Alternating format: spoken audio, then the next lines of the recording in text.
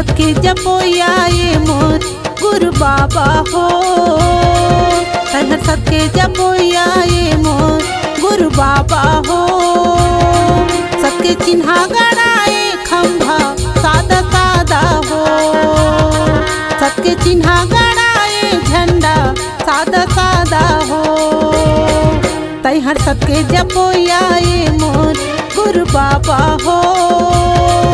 तैहर सबके जपोया ये मोर गुरु बाबा हो।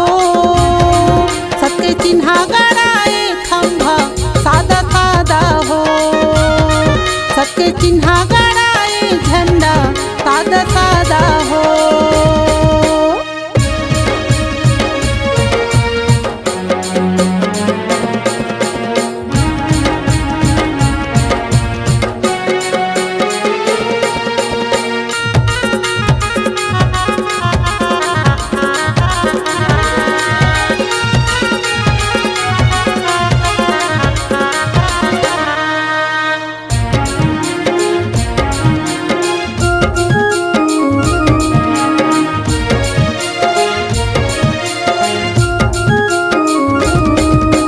सबके डाहर बताएगा बाबा सतनाम के माला जपाए।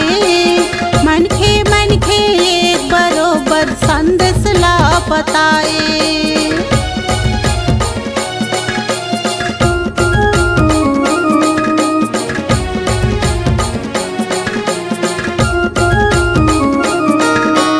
सतके डाहर बताएगा बाबा सतनाम के माला जपाए। मनखे मनखे एक बरोबर संदेश ला बताए। मनखे मनखे एक बरोबर संदेश ला बताए। तैहर सबके जपोया ये मोर गुरु बाबा हो। तैहर सबके जपोया ये मोर गुरु बाबा हो। सबके चिन्हा गड़ाए खंभा सादा सादा हो। सबके चिन्हा गड़ाए झंडा सादा सादा हो।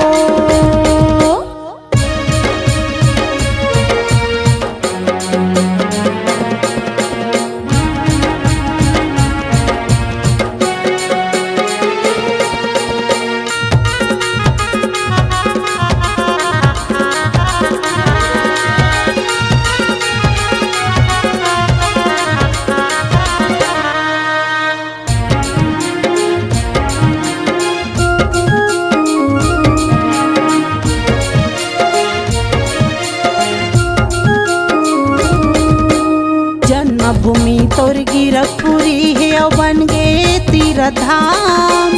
छत्तीसगढ़ महतारी के कोरा माँ बाबा तय महान।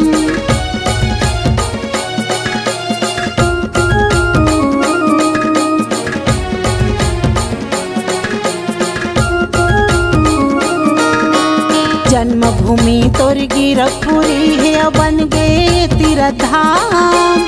छत्तीसगढ़ महतारी के कोरा माँ बाबा तय महान। छत्तीसगढ़ महतारी के कोरा माँ बाबा तय महान। तैह सबके जपोया ये मोर गुरु बाबा हो। तैहर सबके जपोया ये मोर गुरु बाबा हो। सबके चिन्हा गड़ाए खंभा सादा सादा हो। सबके चिन्हा झंडा सादा सादा हो। तैहर सबके जपोया ये मोर गुरु बाबा हो। तैहर सबके जपोया ये मोर गुरु बाबा हो।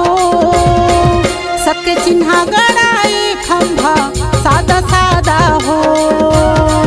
सबके चिन्हा गड़ाए झंडा सादा सादा हो। सबके चिन्हा